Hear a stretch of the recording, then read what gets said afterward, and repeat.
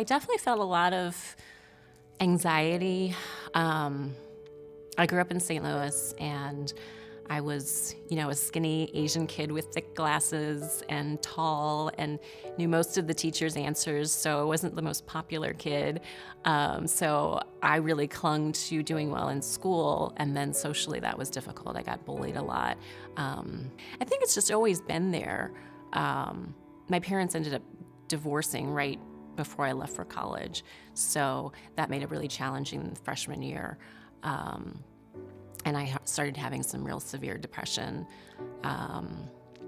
And I think probably my biggest coping mechanism was to throw myself into like schoolwork and then work later. And if I could just do well and achieve, be a high achiever, it seemed like that was calming to feel like, okay, at least I have this part of my life under control, so all this other stuff doesn't feel quite as chaotic.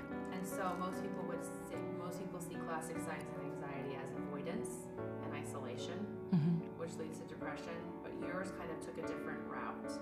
Well, I think it's that illusion that we have control, so we do all these things to cope. And I was in Silicon Valley when the first .com boom, and then I was also there for the bust. And I had all these really high status jobs and things that you could go to a dinner party and everybody would want to know about.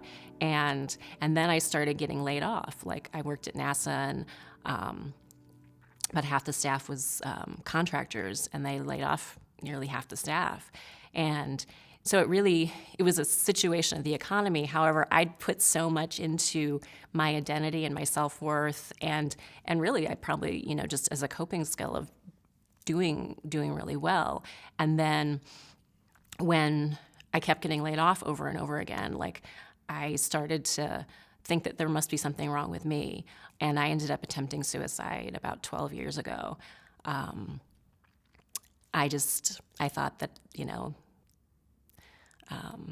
I wasn't contributing, and that the world would be better off. How did you make it through the attempt?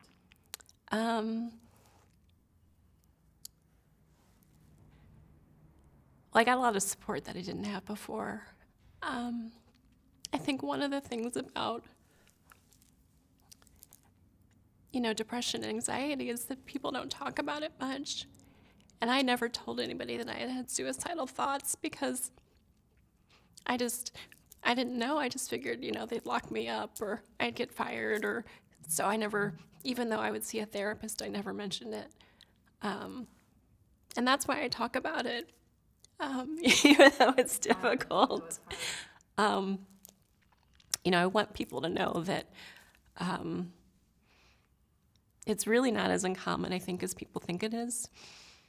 I know when I first came out and talked about my suicide attempt, I had all these people come to me, like other producers for network news, like really high-functioning, very successful people tell me.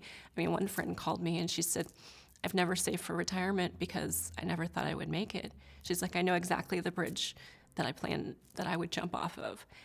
And so I think it's really important for people to talk about it with each other, even though it is a little overwhelming sometimes for people don't know how to respond. And I hope that perhaps if people talk about it more with each other, that we could at least start to create a dialogue and we could get away from a lot of that stigma and fear and people feeling like they're lepers, which is, definitely what I thought. I thought there was just something wrong with me. So I didn't even tell it to the people that could have helped me. And so at that point, like, in a way, it was a great blessing because my secret was out. It was like, it wasn't the first time I thought about suicide. And so I started getting the help I really needed, which was really important. And I thought, oh my God, like, these are such life-changing skills for me, and they're so simple. Like, why aren't we teaching these in elementary school to kids? Because we all have emotions that are difficult. Life is challenging. If you're doing anything to challenge yourself, if you ever leave your comfort zone, it's gonna be scary. And so we need to have skills to know how to deal, because life is going to get uncomfortable. I think from my experience, what I've learned, one, you're absolutely not alone. I think even the statistics that are out there for mental health organizations, I don't even buy those, because the number of people that came up to me after I started coming out and talking about my own challenges, I was just blown away. Like, people telling me that they'd had multiple suicide attempts, like, before they finished high school. And to just to know that it's very healing to talk about it. So if you're not ready to talk about it with a friend or a family member, at least talk about it with a therapist. Like, they're not going to lock you up. There's just talking about it is not grounds for lockup. And that it's important to share what's going on with you.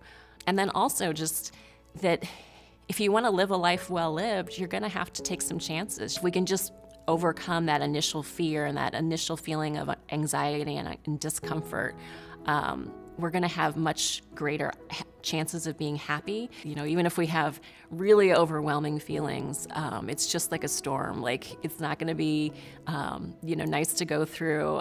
However, it will pass, and we have much greater chances of being happy and having those big sunny days if we can start to weather those storms and just take on some coping, learn some coping skills that are healthy, and just move through them.